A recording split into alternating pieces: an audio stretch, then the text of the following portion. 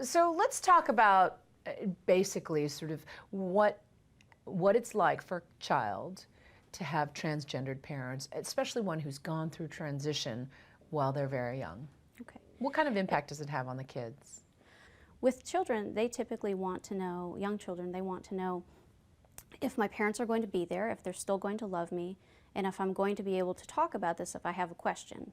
And essentially, when those issues get worked through, the children are going to get through whatever kind of family change is happening. So for children like Logan and Barry, who were, I think, 2 and 4 when the transition took place, what kind of understanding of what is going on do they have?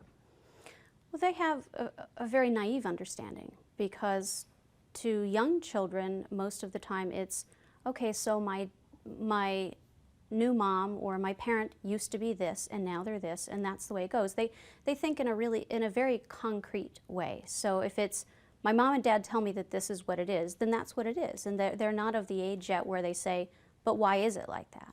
How might it change over time? Will they then turn around and be angry at Chloe for making this decision to transition? It's unlikely if the transition happens so early, because it will just be a part of their lives. It's much different if someone goes into it when they're 15 years old and trying to figure out where they fit in the world versus, well, I've lived with this for 10 years. It's a little different. You know, I can't go next door and say, hey, kids, how did you guys do it when your dad transitioned? But at the same time, it is their life. And again, as long as they're feeling safe and as long as they have a sense of resiliency, that the family is helping them cope with, not everybody understands this, and here's how we as a family deal with that, then they'll fare perfectly. The kids had a couple of, area friends who, for one reason or another, were no longer allowed to play at their house once Chloe transitioned. Is that a common circumstance, and what impact might that ostracism have on the kids? Unfortunately, it is still common for some people, and it's more about just misinformation about a person's identity. This is such a foreign concept to so many people, and we fear foreign concepts, and so they act out of fear. The impact that it'll have on the children, though, is again going to come back to how is it handled among the family.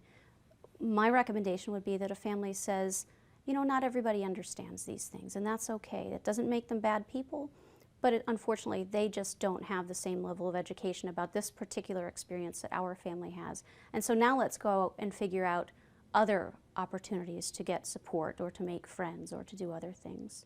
Somebody who isn't quite well versed in it, certainly as well as you are, might think, oh, what a terrible thing to do to these kids. That the assumption being that this has a negative impact on the kids. Is that necessarily the case? It's absolutely not the case. This, if handled like any other family transition, meaning a move, a new job, a loss of job, whatever else happens, a divorce in the family, if it's handled where the children feel safe and, again, as though they're loved and there are limitations and they're allowed to talk about it, then it's not going to be traumatic necessarily to the children. In the short run, it's a little confusing because not everyone understands it. As long as they're able to voice some of their fears or concerns, then again, in the long run, they'll be perfectly fine.